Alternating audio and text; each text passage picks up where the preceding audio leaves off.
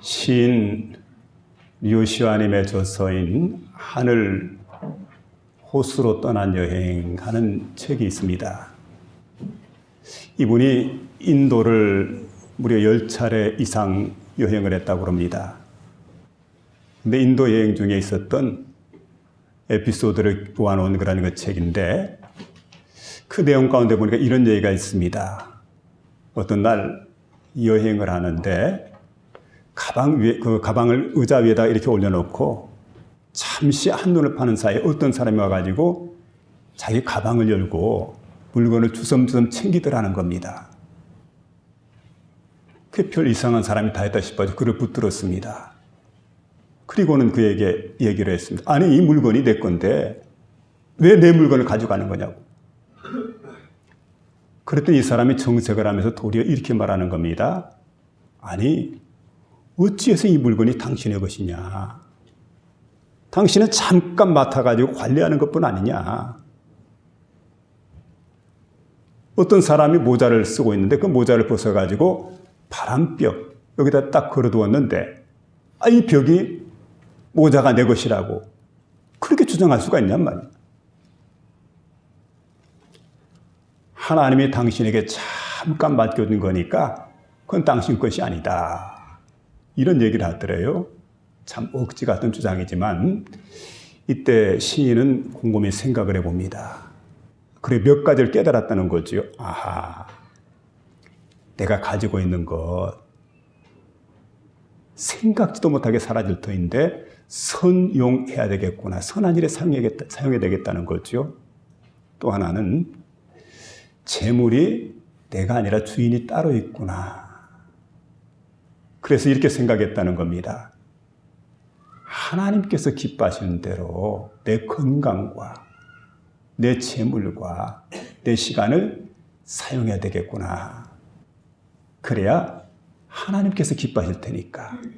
하나님 원하시는 대로 사용해야 하나님께서 기뻐하실 테니까. 여러분 그렇죠?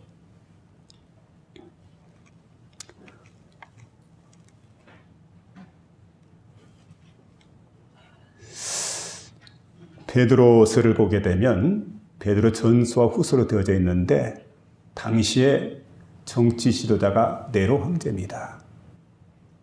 악명 높은 네로 황제.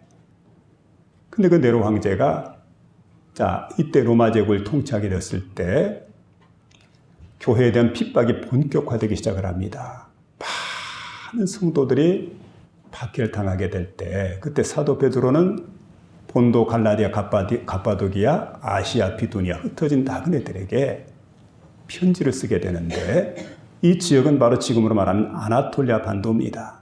그러니까 터키라고 하는 나라가 위치해 있는 이 지역에 있는 사람들, 흩어진 그리스도인들에게 편지를 쓰게 되는데 지금 비록 흩어져 있지만 구원의 소망이 있는 사람들입니다. 그리고 언제나 하나님 나라를 사모하며 살아가는 사람들, 그리고 그들 앞에는 지금 엄청난 환난과 시련이 들이닥칠 겁니다. 그래서 그들 향해서 신앙을 격려하기도 하고 또 지금 시기가 어떤 시기냐면 만물의 마지막 때가 되었다는 겁니다. 그러므로 여러분들이 위로를 받고 하나님의 능력을 힘입어서 이 세상을 살아가야 될 터인데 어떻게 세상을 살아야 될 것인가? 여기에 대한 말씀을 베드로서 가운데 기록해두고 있는 것을 볼 수가 있습니다. 그래서 베드로는 이제 예수 믿는 사람을 가리켜서 은혜를 맡은 선한 청직이다. 이렇게 말하면서 서로 사랑하라, 기도하라, 그리고 봉사하라. 이와 같은 이제 귀중한 말씀을 들려주고 있는 걸 보게 됩니다. 여러분 청직이라고 할 때 청직이는 원어를 보니까 오이코노모스, 그리고 영어로 말하면 스튜어드입니다. 스튜어디스가 여기서 나오죠. 스튜어드라고 하는 사람은 어떤 사람입니까? 재물이나 재산, 그리고 가옥 같은 것을 관리하는 사람, 또 게다가 주인의 권리를 그대로 이양을 받게 됩니다. 주인을 대리해서 주인 대신 모든 것을 맡아서 관리하는 사람이기 때문에 여러분 소유물을 갖다가 함부로 취급해서는 안 됩니다. 마음대로 다뤄서는 안 됩니다. 소유물을 잘 관리해서 주인께 최대한의 영광을 드리는 자, 이 사람 가리켜서 청직이라고 했는데 예수를 믿는 저와 여러분에게 뭐라고 하냐면 청직이다. 청직이. 그래서 여러분 우리 모두가 언젠가 청직이로서 하나님 앞에 서서 결산해야 될 그런 날이 돌아오게 됩니다. 우리 주변에 영원히 살 것처럼 느껴지지만 세상을 떠나시는 분들이 많습니다. 우리 생명은 영원한 게 아닙니다. 유한한 것입니다. 그래서 여러분 살아있는 동안에 청지기로 살되 내가 반드시 주님 앞에 서게 되는 그날이 돌아오게 된다. 청지기로서 결산해야 될 그날이 돌아온다. 그래서 내가 어떤 모습으로 그날 주님 앞에 내가 비춰질 것인가를 생각하면서 오늘의 교훈의 말씀을 받아들이는 복된 심령 될 수 있기를 주의 이름으로 부탁을 드립니다. 아멘. 자, 이게 선한 청지기인가를 우리가 확인해 봐야 되는데 세 가지를 지금 말씀해 줍니다. 첫째는 따라합시다. 기도하는 청지기인가? 기도하는 청지기. 어떤 청지기요? 기도하는 청지기인가? 2020년도 10월 달입니다. 2002년도. 이때 미국 수도인 워싱턴 DC에 큰 공포가, 그러니까 공포의 한 달이었어요. 왜냐하면 연쇄 저격범이 나타났는데 얼굴이 없습니다. 형체가 없습니다. 그런데 이 사람이 무려 10명의 사람을 갖다가 무고한 시민을 갖다 차례로 죽이는 겁니다. 그리고 3사람이 부상을 입게 되었습니다. 그러니까 완전히 막 공포의 도가니 속에서 아수라장이 되어버린 그런 워싱턴 DC에서 사람들이 어찌할 바를 모르고 있을 때 그때 한 무리의 트럭 운전사들, 바로 크리스찬들입니다. 기도회를 열게 됩니다. 우리가 이 난제를 해결하기 위해서, 어려운 문제를 극복하기 위해서 우리가 하나님 여호와께 기도해야 되지 않겠느냐. 그리고 하나님 앞에 기도를 했습니다. 다음날 란 렌츠라고 하는 주일학교 교사이고 트럭 운전기사인데 이분이 휴게소 앞을 이렇게 지나가다가 휴게소에 잠깐 들렸는데 틀려서 보니까 쉐브레라고 하는 그 차량인데 이게 경찰에 신고가 된 그런 차량이었다는 거죠. 그 차량을 발견한 순간에 즉시로 전화를 했습니다. 신고를 했습니다. 15분 만에 경찰들이 도착을 했습니다. 그리고 범인을 갖다 체포를 했습니다. 그때 이제 기자들이 몰려와가지고 그에게 소감을 묻습니다. 뭐 소감이라야 다른 말 할 거 있겠습니까? 나는 마땅히 할 일을 한 것밖에 없습니다. 아니 그래도 상당히 저격범이고 그리고 연쇄살인범이고 아주 흉악범인데 근데 이 일을 할 때 신고를 하고 차량을 갖다 이렇게 살피고 이럴 때 그래도 마음속에 두려운 마음도 있을 것이고 용기가 필요했을 텐데요. 그랬더니 하는 얘기가 이런 얘기입니다. 우리는 하나님께 기도했습니다. 그리고 나머지 일은 하나님께서 하시리라고 믿었습니다. 중요한 거죠. 내 힘으로 모든 걸 하는 게 아닙니다. 우리가 할 수 없는 일을 할 때는 그때는 이게 내 힘으로 할 수 없다고 생각할 때 하나님께 기도하는 거죠. 하나님 믿고 신뢰하고 의지하는 겁니다. 그리고 하나님께 깨끗이 맡기는 겁니다. 여러분 그에게 기도는 사역의 한 방법이었습니다. 그리고 나서 이제 보상금이 자기에게 주어지게 되었는데 보상금 수령을 거절했습니다. 그 전액을 갖다가 다 그냥 기탁하겠다고. 피해자들에 갖다 드리라고. 그러니까 이 사건을 가만히 보니까요. 정말 아주 굉장히 극악무도한 그런 사건이었는데 감동적인 사건으로 이렇게 종말을 맺게 되는, 끝을 맺게 되는 참 이런 걸 바라보면서 어떻게 이런 일이 가능했느냐. 기도했기 때문에 이렇게 이런 일들이 가능해졌다. 이렇게 우리가 말할 수가 있습니다. 오늘 본문의 말씀 보게 되면 7절에 그렇게 말합니다. 만물의 마지막에 가까웠으니 그러므로 너희는 정신을 차리고 근신하여 뭐하라? 기도하라. 정신을 차리고 근신하여 기도하라. 여러분 청지기는 어떤 사람입니까? 기도하는 사람이에요. 청지기는 하나님과 영적 교제를 이루는 사람입니다. 기도 없이는 하나님 뜻을 우리가 절대 이해할 수 없고 하나님의 뜻을 이행할 수도 없고 하나님께서 우리에게 주신 것을 갖다 관리할 수도 없습니다. 그래서 우리에게 필요한 게 뭐냐면 기도한다는 겁니다. 여러분, 기도는 항상 해야 됩니다. 평안할 때도 우리가 하나님께 기도하지만 문제가 있을 때도 우리가 하나님께 기도해야 돼요. 새벽에도 하나님께 나와서 내가 기도해야 되지만은 밤중에도 내가 하나님께 나와서 기도해야 돼요. 여러분의 기도가 끊이지 않기를 주의 이름으로 부탁을 드립니다. 숨 안 쉬고 사는 사람이 없습니다. 기도는 영적인 호흡입니다. 내가 정말 하나님을 믿는다면, 하나님의 능력을 믿는다면, 내 기도를 응답하신 하나님이라면 우리는 기도를 절대로 쉴 수가 없다는 거죠. 항상 기도해야 된다는 그런 말씀. 오늘 베드로는 정신을 차리고 근신해서 기도해야 된다는 걸 말씀해 줍니다. 그래서 베드로전서 5장 8절 가운데 보게 되면 그렇게 말씀합니다. 근신하라, 깨어라. 너희 대적 마귀가 우는 사자처럼 두루다니며 삼킬 자를 찾나니 너희는 믿음을 굳게 하여 저를 대적하라. 이는 세상의 너희 형제들도 동일한 고난을 당하는 줄 너희가 압니다. 기도하라는 거예요. 근신하고 깨어서 기도해라. 그런데 베드로가 이렇게 근신하고 깨어서 기도하라고 하는 데는 이유가 있습니다. 왜냐하면 자신이 경험해 봤기 때문에. 어떤 경험입니까? 예수님께서 겟세마네 동산에 오르시게 될 때 최후의 기도입니다. 이제 마지막 순간에 제자들 데리고 겟세마네 동산에 오르시는 거예요. 그 겟세마네 동산에 오르셔서 그때 제자들에게, 세 제자입니다. 베드로, 야고보, 요한에게 이렇게 말합니다. 너희가 깨어서 나와 함께 기도해야 된다. 근데 깨어서 기도하라고 하는데 가까이 가서 보니까 꾸벅꾸벅 졸고 그리고 잠을 잡니다. 마음은 원이로되 육신이 약하구나. 깨어서 기도하라고 3번씩이나 주께서 말씀하지만 근데 끝내 꾸벅꾸벅 졸다가 잤습니다. 그리고 이제 예수님 기도가 끝났습니다. 대제사장이 하속들이 와가지고 검과 이게 몽치를 가지고 와서 예수님을 갖다 체포해 갑니다. 베드로가 걱정이 됐습니다. 가까이 따라갑니다.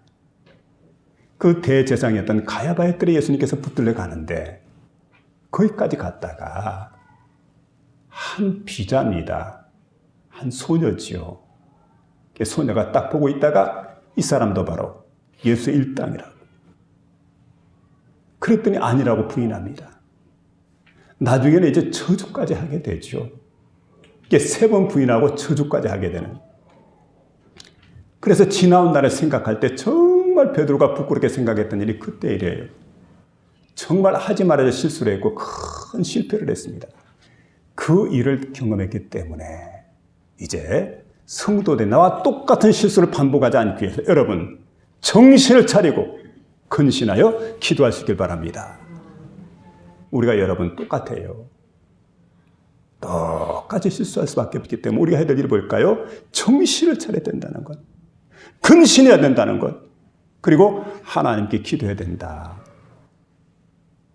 기도보다 더 중요한 일이 없어요. 기도보다 다른 일을 앞세워서는 안 됩니다. 언제나 기도하는 저와 여러분 될 수 있기를 주의 이름으로 부탁을 드립니다. 그러므로 여러분 더욱 힘써 기도해야 돼요. 마음을 다해서 하나님께 기도하고 하나님만 바라보고 기도하고 중대한 일을 앞에 놓고 더욱 기도해야 되고 기도할 때 하나님은 더 큰 역사를 일으켜준다는 사실을 믿으며 나가는 복된 심령 될 수 있기를 부탁을 드립니다. 두 번째는 여기 보니까 사랑하는 청지기인가. 따라합시다. 사랑하는 청지기인가. 마태복음 24장 12절에 보니까 말세가 되면 불법의 성함으로 많은 사람들의 사랑이 식어진다. 여러분 우리가 형제라고 할 때 형제는 어떤 사람입니까? 피를 나눈 사이예요. 피를 나눈 사이가 바로 형제입니다. 그런데 여러분 그 형제가 싸웁니다. 돈 앞에서, 유산 앞에서 칼부림을 일으킵니다. 살인까지 저지르게 됩니다. 얼마나 심각한 일입니까? 자, 이게 왜 이렇게 되는 겁니까? 이걸 가리켜서 불법이라고 그러죠. 불법이 성하고 사랑이 식어졌기 때문에 이런 일들을 갖다가 서슴지 않고 일으키는 걸 보게 됩니다. 그러면 여러분, 불법이라고 할 때 불법은 뭘까요? 불법이라고 하는 것은 사랑이 식어지는 것입니다. 특히 여러분 이제 법이라고 할 때 이 법은 어떤 거냐면 하나님의 율법을 말하게 되는데 율법이라고 하는 것을 갖다가 작게 좀 축소를 시켜서 보게 되면 10개의 기둥을 우리가 뽑을 수가 있어요. 10개의 기둥. 우리가 건물을 보게 되면 여러분 건물 이렇게 형태가 딱 나타나지 않습니까? 건물이 있는데 여기 보면 자세히 보면 기둥이 있어요. 이 건물을 이루는 기둥들이 있죠. 그리고 위에는 또 석가래가 있고 자, 기둥과 석가래가 이렇게 있는 것을 우리가 보게 되는데 율법의 기둥은 10개입니다. 그래서 그걸 가리켜서 뭐라고 하냐면 10계명이라고 그래요. 10계명을 둘로 이렇게 두리게 되면 큰 2개의 기둥이 있는데 그 기둥이 바로 하나님 사랑과 이웃 사랑으로 나뉘어지게 됩니다. 1계명부터 4계명까지는 하나님 사랑, 5계명부터 10계명까지는 이웃 사랑, 사랑이라고 하는 거죠. 그래서 마태복음 22장 37절에 보니까 예수께서 이르시되 내 마음과 목숨과 뜻을 다하여 주 너의 하나님을 사랑하고 또 둘째도 그와 같으니 내 이웃을 내 몸과 같이 사랑하라 하셨으니 이 2계명이 온 율법과 선지자의 강령이니라. 그래서 여러분 이 법이라고 하는 게 뭐냐면 펼쳐놓으면 율법입니다. 축소시켜서 10개로 만들게 되면 10개의 기둥을 딱 만들어 보면 10계명이 됩니다. 이걸 축소시키게 되면 2개의 계명입니다. 하나님 사랑, 이웃 사랑. 그런데 이걸 한마디로 표현해라. 율법을 한마디로 표현해라. 율법의 근본 정신이 뭐냐? 그럴 때는 사랑이라는 거예요. 사랑하면 율법을 온전히 이룬다는 사실을 믿으며 살아갈 수 있기를 주의 이름으로 부탁을 드립니다. 사랑은 바로 실천 계명이에요. 실천 계명. 사랑하게 될 때 모든 율법을 이룬 자가 된다는 거예요.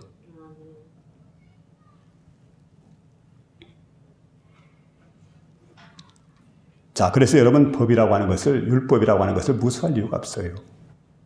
율법은 사랑의 뿌리에서 나오는 겁니다. 절대 우리가 무수할 필요가 없죠. 그런데 사람들이 생각하는 이 법은 나와는 상관이 없어. 이 법에 대해서 무관심하게 생각을 합니다.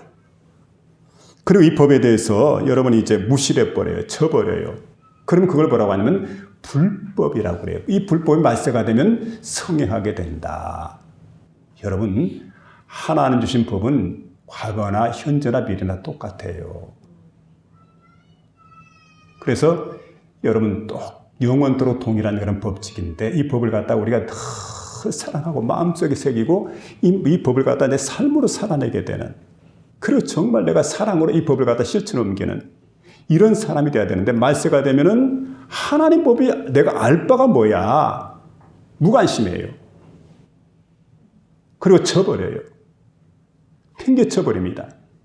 그래서 불법이 성행하는 시대가 말세가 되면 반드시 돌아오게 된다. 이렇게 말씀해 주고 있는데, 그래서 여러분 말세가 되면 돈 몇 푼 때문에 형제도 그리고 사랑하는 그 가족들도 부모도 다 내팽개쳐 버리죠. 돈 때문에. 그리고 여러분 멀쩡한 부모님인데 저 늙은이 아직도 안 돌아가시나 그러면서 서로 돌보기를 싫어하는, 아무도 부양하려고 하지 않는 참 그런 세상을 우리가 살아가고 있습니다. 이게 이제 말세에 나타난 현상이다. 그렇게 지금 말하고 있습니다. 오늘 우리가 그 법을 무시하거나 저버리면 불법의 성함으로 사랑이 반드시 식어지기 때문에 우리가 이 사실을 깊이 생각해야 됩니다. 참 세상이 얼마나 무서워졌는가. 8절로 9절에 보니까 이렇게 말하고 있습니다.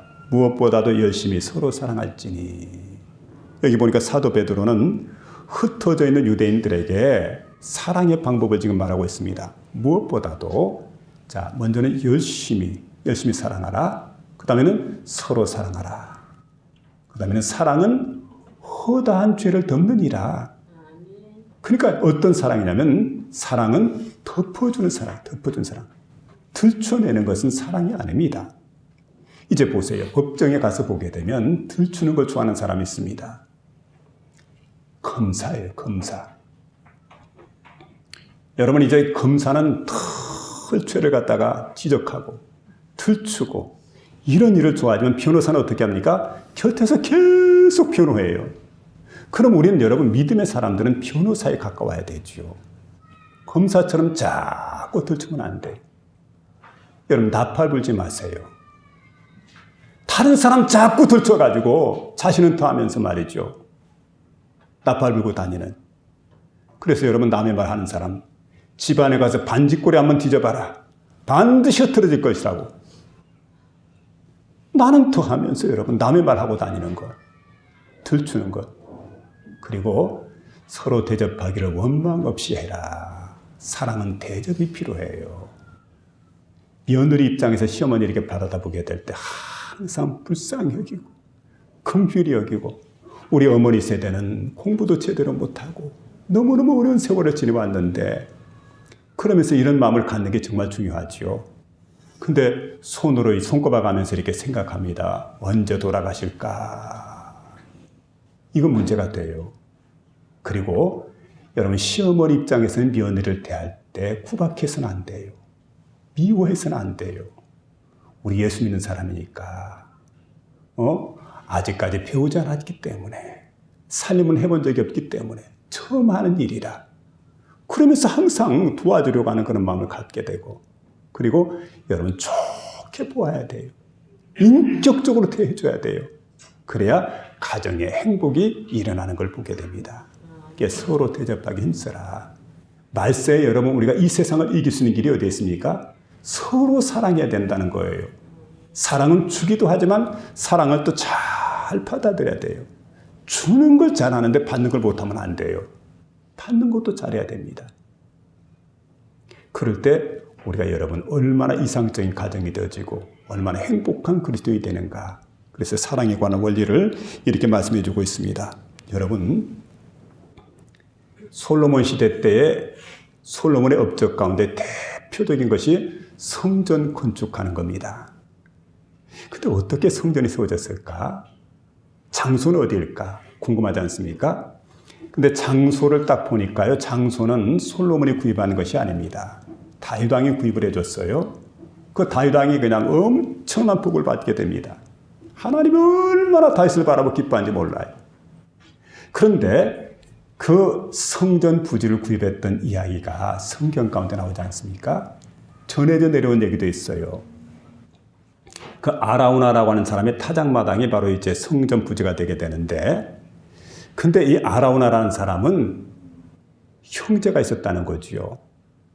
그런데 두 사람 사이가 굉장히 우애가 깊었어요. 그렇게 해서 다른 말로 말하면 의 좋은 형제라는 겁니다. 우리 어린 시절에, 그게 제가 지금 생각해 보니까 국어책에 나왔는지 도덕책에 나왔는지 모르겠지만 교과서에 실렸던 내용입니다. 의 좋은 형제라고. 자, 형제들이 농사를 지었습니다. 농사를 지었는데 농사가 잘 되었어요. 그러니까 이스라엘 나라니까 밀농사를 지었겠죠. 근데 밀단을 갖다가 수북이 쌓아둡니다. 밀닭갈이라고 그래요. 근데 자, 형님과 동생이 함께 농사를 지어서 이렇게 나누어가지고 수북이 쌓아두었는데, 그날 저녁 집에 가가지고 동생이 가만히 생각을 해봅니다. 잠이 안 와요.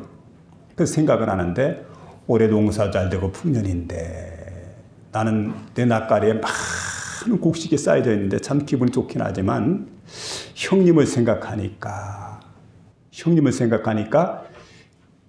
마음이 자꾸 쓰이는 거예요. 왜냐하면 형님은 식솔이 많습니다. 입이 많아요. 형수님도 있고 어린 자녀도 많고, 그리고 자녀들도 교육도 시켜야 되고. 근데 자기는 뭐 혼자니까, 그래서 생각을 합니다. 형님이 똑같을 수는 없지. 그래서 형님 낯가리에다가 내 곡식을 좀 쌓아드려야 되겠구나 생각을 하고 그 밤중에 깜깜한 밤중에 나가지고 자신의 곡식단을 울러매고 형님 곡식 낯가리 위에다가 쌓아 올리게 됩니다. 형님이 또 생각을 해요. 밤중에. 동생을 턱 생각해. 동생 걱정이 앞서면 나는 이렇게 행복한 가정을 이루어서 처자식과 함께 오손도손 잘 살아가는데 우리 동생은 아직까지 결혼도 하지 않고 그리고 이제 앞날이 구마리 장정 같은데 결혼도 해야 되고 돈 씀씀이가 돈 쓸 일이 많을 거야. 그러니까 내가 이때 한번 동생에게 좀 선심을 써야 되겠다 생각을 하고는 자신의 곡식 낯가리에 가서 곡식단을 딱 울러매고 동생 단에다 갖다 옮겨주는 거예요. 동생 낯가리에다가. 다음날 새벽에 일어나서 보니까 어떻게 됐을까요? 곡식 낯가리가 그냥 원래 모습 그대로예요. 깜짝 놀라서 이상하다. 내가 밤새도록 날랐는데 왜 저럴까? 그게 다음날 또 날랐어요. 근데 그 다음날 새벽에 가서 보니까 또 똑같아요. 셋째 날 한번 지켜보기로 했습니다. 근데 동생만 지켜보는 게 아니고 형님도 지켜보는 겁니다. 그러니까 셋째 날은 아무 일이 없었어요. 넷째 날 아무 일 없는 거 보니까 뭐 특별한 주안 하는 것 같고 뭔가 이상이 있겠지 생각하고 또다시 그 곡식 낯가리에 정신 바짝 차리고 이제 그 낯가리에 가서 단을 딱 울러매고 그리고 이걸 형님 낯가리로 옮겨주기 위해서 형님은 동생 낯가리로 옮겨주기 위해서 한참 걷다 보니까 앞에서 한 물체가 나타나는데 보니까 사람이에요. 동생이 보니까 형님입니다. 형이 보니까 동생입니다. 그러니까 와 우리 동생이 날 이렇게 생각하는구나. 세상에 앞으로 결혼도 해야 되고 가정도 이뤄야 되고 할 일이 얼마나 많은데 형님을 이렇게 배려하는 마음이 대단하구나. 형님이 생각할 때 감동이 되는 거예요. 동생이 형님 생각할 때 형님은 처자식도 많은데 입들도 많은데 그리고 쓸 일도 많은데 나에게 이렇게 사랑을 베풀어 주는구나. 서로가 막 둘이 그 밭 가운데서 얼싸안고 목놓아 통곡을 하게 됩니다. 그리고 형제 애를 나누게 되지요. 시편 133편에 보면 그래서 여러분 형제 사랑에 관한 말씀을 거기에 기록해 두었어요. 형제가 연합하여 동거하며 어찌 그리 선하고 아름다운고 머리에 있는 보배로운 기름이 수염 곧 아론의 수염에 흘러서 그의 옷깃까지 내림 같고 헐몬의 이슬이 시온의 산들에 내림 같도다. 여호와께서 거기에서 복을 명하셨나니 곧 영생이로다. 형제 사랑을 필라델피아라고 합니다. 미국에 가면 필라델피아라고 하는 도시가 있어요. 우리 성경에 보면 요한계시록에 필라델비아라고 하는 교회, 바로 형제 사랑이라는 이름입니다. 얼마나 귀한 것인지 모르죠. 말세가 되면 사랑이 식어진다. 그런 거로 만물의 마지막에 가까웠기 때문에 정신 차릴 뿐만 아니라 기도할 뿐만 아니라 우리가 형제를 뜨겁게 사랑하는, 열심히 사랑하는, 그리고 모든 죄를 덮어주게 되는, 서로 대접하며 사랑하는 그런 복된 심령이 다 될 수 있기를 주의 이름으로 부탁을 드립니다. 아멘.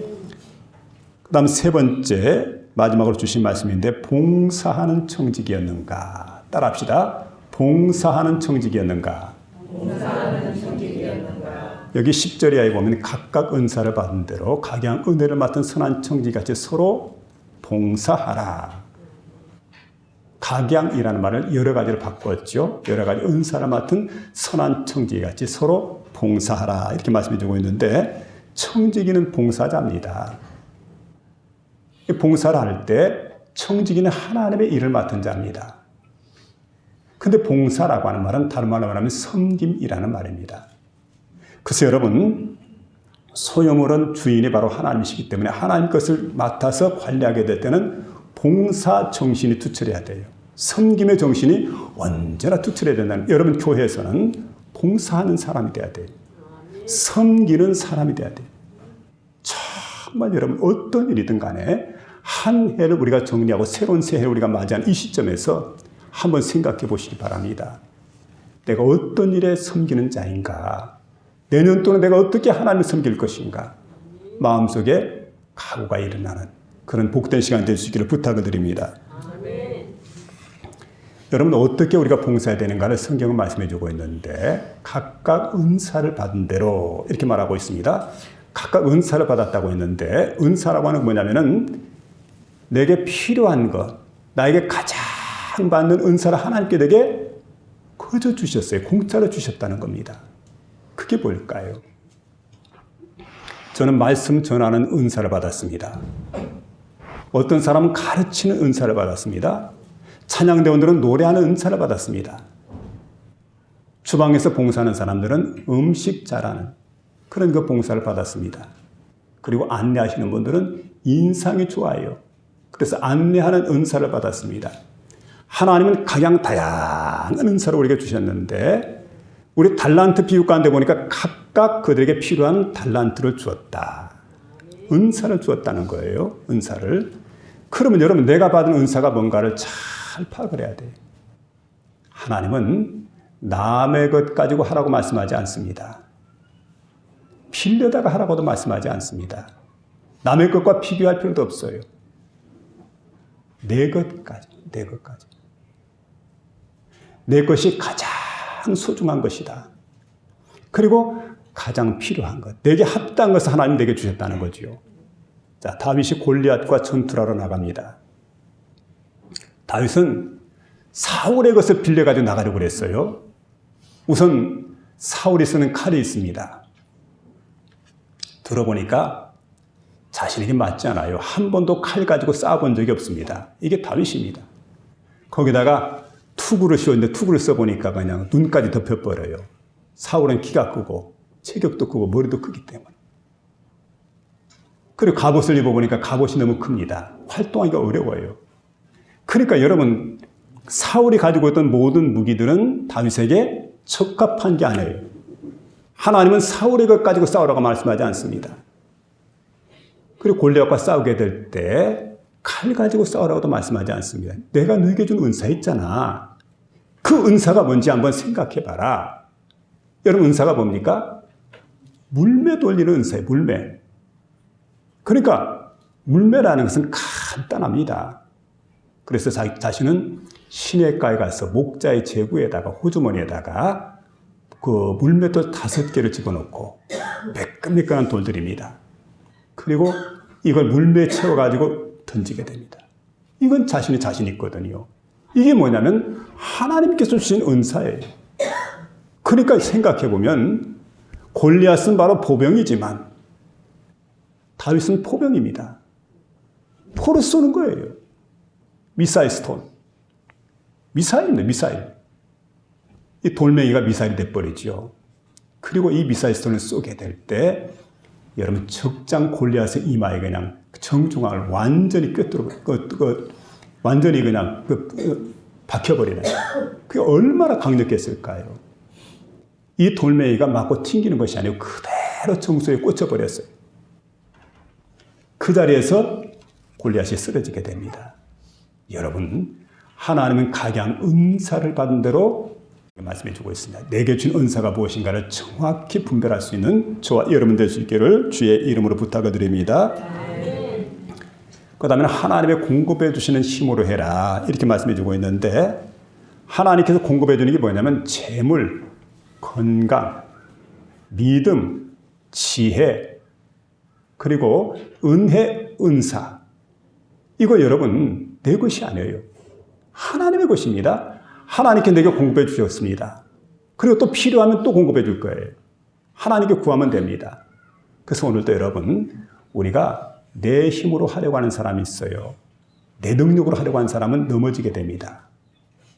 그래서 너무 그 일이 힘듭니다. 근데 하나님 공급해 주시는 힘으로 하게 되면 얼마나 그 일이 쉽고 얼마나 그 일이 은혜가 되고 얼마나 기쁘고 감사한지 몰라요.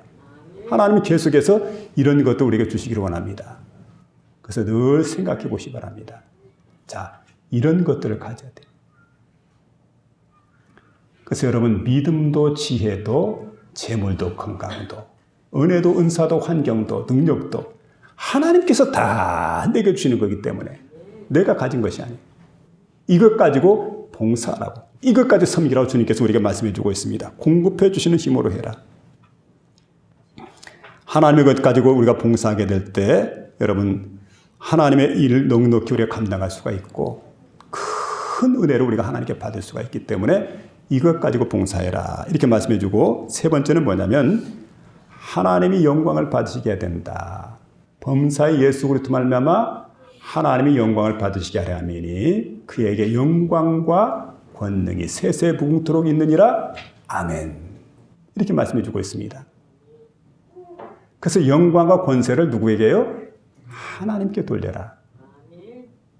하나님이 일하고 그 영광과 권세를 내가 취하면 안 되지요. 마지막 순간에 모든 영광과 권세를 하나님께 돌리고 나는 무익한 종입니다. 물러갑니다. 하나님 영광 받으시옵소서. 이런 자세로 일하라는 거죠. 자, 욥기서 1장 21절에 보니까요. 주신 자도 여호와시오 취하신 자도 여호와시오니 여호와 이름이 찬송을 받으실지로다. 하나님께 주셨어요. 하나님께서. 나라도 권세도 명예도 건강도 생명도 다 하나님 것인데 하나님께서 내게 주신 모든 것들입니다. 맡겨주신 것들입니다. 그러니까 여러분 하나님께서 맡겨줬기 때문에 언제든 달라. 그러면 하나님께 우리가 내어줄 수밖에 없습니다. 이걸 아셔야 되죠.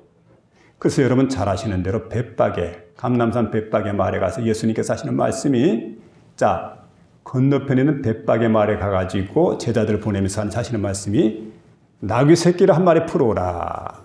만일 왜 풀어가냐고 따지거든 주가 쓰시겠다 하라. 그래서 가서 보니까 정말로 그래요. 나귀 새끼를 풀어가니까 아니 남의 걸 왜 풀어가냔 말이에요. 그때 제자들이 이렇게 말합니다.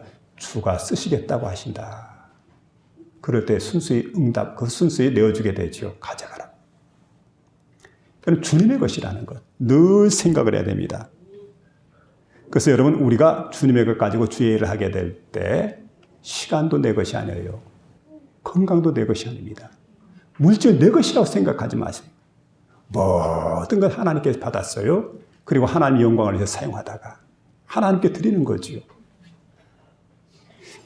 어떤 초등학교에 운동회가 열렸습니다. 하여튼 자관 운동회가 재미있어요.